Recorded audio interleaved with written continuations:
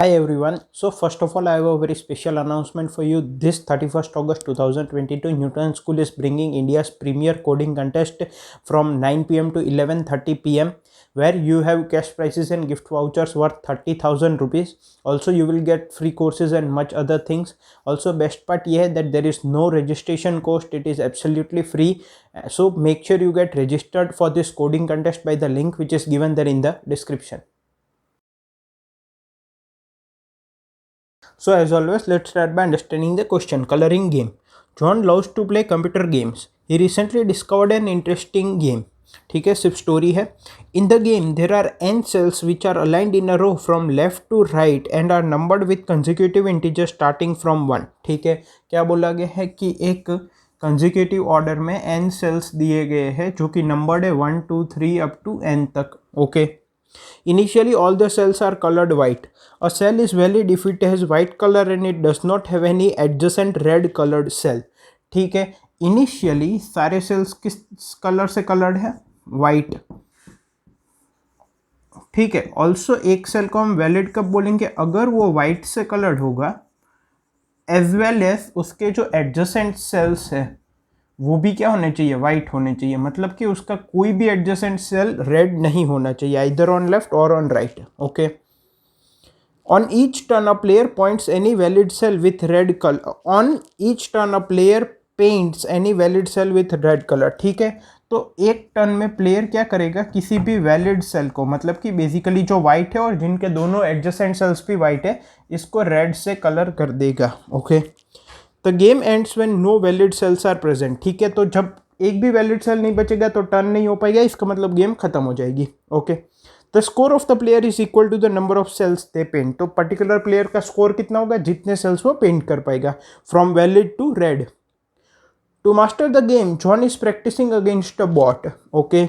The bot is poorly trained. It always points the first valid cell from the left. Okay. Now, John is playing against the bot. और bot poorly trend है, तो bot क्या करता है? First bot का जब भी move होगा तो वो first valid cell from left को प्रिंट करता है. ठीक है, हमेशा. John on the other hand is playing the game very carefully and he can choose any valid cell. ठीक है, तो जॉन केयरफुली खेल रहा है और वो कोई भी वैलिड सेल ले सकता है, any valid cell. Okay.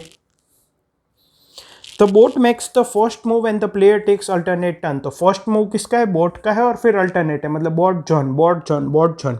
Find the maximum achievable score by the bot assuming that the John is playing optimally to minimise the score of his opponent.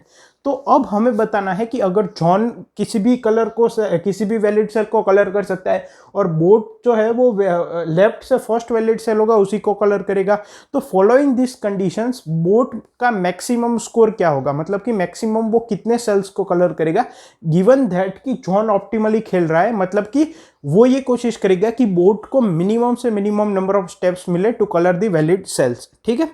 Input किस तरह से दिया गया है? इनपुट में फर्स्ट लाइन में है नंबर ऑफ टेस्ट केसेस और सभी टेस्ट केस के फर्स्ट लाइन में है n, that is the number of cells in the row. Output में हमें maximum achievable score by bot given that John plays optimally and tries to minimise the score of the bot, ये बताना है. I hope question clear है. अब इसके concept पे move करता है. सो अब यहाँ पे अगर कंसेप्ट की बात करें तो बेसिकली गेम कैसा है? गेम है कि that we have n number of cells in a row starting from number 1 2 3 up to n, right? दो प्लेयर्स गेम खेल रहे हैं, बॉट और John. Bot is the first player to make the move and then they will take alternatively, मतलब bot John, bot John, bot John and so on. Bot जो है वो उसका मूव कैसे डिफाइंड है? That he will colour the first valid cell from the left. Valid cell का मतलब क्या है? The cell which is white and both it's adjacent are also white. अगर वो कॉर्नर सेल नहीं है तो, अगर उसका एडजेसेंट सेल या वो खुद दोनों में से एक भी अगर रेड है तो वो इनवैलिड हो जाएगा. So bot will paint the first valid cell from the left as red. ठीक है, so it will convert it into invalid. John का मूव क्या है? He can paint any valid cell to red. ठीक है, to make it invalid. अब हमें क्या बताना है कि बोट मैक्सिमम कितने मूव कर पाएगा, given that John is playing optimally. Optimally का मतलब क्या? He will try to reduce the number of moves made by bot, और number of moves made by a player is equal to the score of that player. तो John try करेगा कि उसको minimise कर दे. तो अब एक बात समझो, यहाँ पे फर्स्ट मूव बोट का है, वो first cell from the left को रेड पेंट करता है, ठीक है। तो अगर first cell from the left को अगर पेंट करता है बोट एज रेड, तो जॉन का टारगेट क्या होना चाहिए कि बोट जो है वो second move as further as possible move करे, मतलब कि बीच में ज़्यादा से ज़्यादा इनवैलिड सेल हो जाए एक ही स्टेप में, ताकि उसका जो मूव है वो राइट हैंड साइड पे एज फर्दर एज पॉसिबल हो। Again John will try to make as many cells invalid as possible, ताकि बोट का नेक्स्ट मूव है वो एज राइट एज पॉसिबल हो। फॉर एग्जाम्पल, अगर स्टार्टिंग फ्रॉम ईयर बोट जो है वो सेकंड मूव यहाँ पे करता है, थर्ड यहाँ पे, फोर्थ यहाँ पे, बिकॉज वो तो first invalid cell from the left को ही रेड करेगा, ठीक है। First valid cell from the left को ही रेड करेगा जो वाइट है। फिर नेक्स्ट मूव उसने यहाँ पे लिया, देन यहाँ पे लिया, तो 1 2 3 4 5 6 मूव्स हो गए। अगर सिमिलर एन के लिए अगर उसका सेकेंड मूव जो है, फर्स्ट तो यहाँ पे ही है, वो यहाँ तक चला जाता, फिर यहाँ तक चला जाता और फिर यहाँ कहीं पे आ जाता लेट से, तो वो 3 मूव्स में ही हो जाता। तो टोटल नंबर ऑफ स्टेप्स कितने हुए, 1 2 3 और 4, 3 बार आगे लिया और एक स्टार्टिंग का, तो टोटल 4 मूव्स हो गए, जबकि यहाँ पे ज्यादा हुए क्योंकि वो first valid cell from the left को रेड कलर कर रहा है। सो जॉन विल ट्राई कि उसका जो नेक्स्ट स्टेप है वो एज फर्दर एज पॉसिबल हो, ताकि नंबर लाइन कम स्टेप्स में कवर हो जाए, ठीक है। तो अब एक एग्जांपल लेके समझते हैं और कोशिश करते हैं कि उससे कुछ फॉर्मूला या कुछ डिराइव हो जाए। So let's take an example where we have let's say 12 number of cells. Why 12? Because छोटे नंबर ऑफ सेल्स में पैटर्न नहीं मिलेगी, बहुत बड़े में टाइम लगेगा और हो सकता है कि मतलब बहुत टाइम चला जाए हमारा। So we will take 12 which is a moderate number. So 1 2 3 4 5 6 7 8 9 10 11 and 12. Now first move is made by the bot. He will color this cell as red and this both are now invalid. जहां पे invalid नहीं लिखा है वो सब valid है। तो अब जॉन क्या ट्राई करेगा कि यहाँ पे ज्यादा से ज्यादा सेल क्या हो जाए, इनवैलिड हो जाए, जिससे कि बोट का नेक्स्ट मूव काफी दूर चला जाए। अगर जॉन इसको करेगा रेड कलर, तो ये भी इनवैलिड हो जाएगा और ये भी इनवैलिड हो जाएगा, 2 सेल्स इनवैलिड हो जाएंगे और बोट का नेक्स्ट मूव यहाँ पे आ जाएगा। लेकिन अगर जॉन इसको रेड कलर करता है तो ये भी इनवैलिड हो जाएगा, ये भी इनवैलिड हो जाएगा, ये भी इनवैलिड हो जाएगा और बोट का नेक्स्ट मूव यहाँ पे आ जाएगा। अब इससे आगे अगर जॉन चला गया, इसने इसको रेड कर दिया या फिर आगे किसी को, तो क्या होगा, ये इनवैलिड होगा, ये इनवैलिड होगा, ये इनवैलिड होगा, लेकिन ये वैलिड रह जाएगा, तो बोट यहाँ पे मूव करेगा, जो कि बहुत सही नहीं होगा। बिकॉज हमें क्या कोशिश करनी है कि बोट का next move as further as possible हो। So the best thing for John to do is colour this cell as red. तो ये इनवैलिड हो गया, ये इनवैलिड हो गया, ये इनवैलिड हो गया और ये जॉन ने मूव किया है।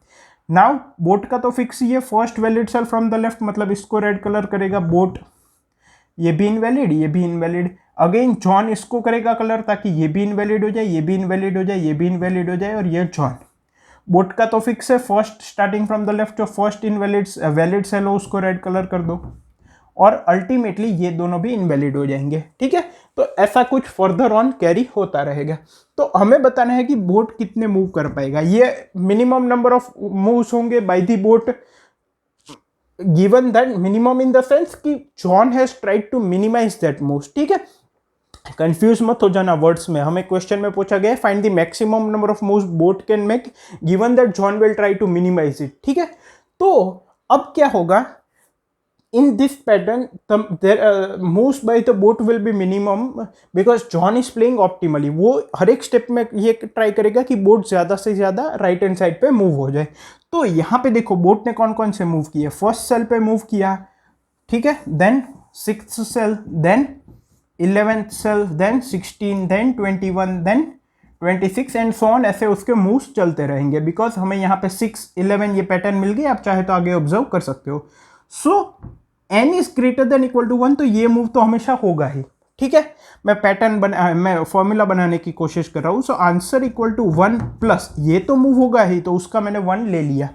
अब ये देखो 6 11 16 21 they are at a gap of 5। तो अगर मैं सबकी वैल्यू को 1 से कम कर दूं, so it is 5 10 15 20 25 and so on, तो मैं ये कह सकता हूं कि n-1/5 बिकॉज मैंने सभी की वैल्यू को 1 से कम कर दिया. Let's say n was 6, so 6 minus 1 5/5, so I will get 1. अगर n की वैल्यू 5 होती, so 5 minus 1 is 4, 4/5 would be 0. So this would be our answer. यहाँ पे टाइम कॉम्प्लेक्सिटी क्या होगी? Time complexity would be equal to big O of number of test cases, because सभी test case में ये तो कांस्टेंट टाइम में calculate हो रहा है depending upon the formula. So I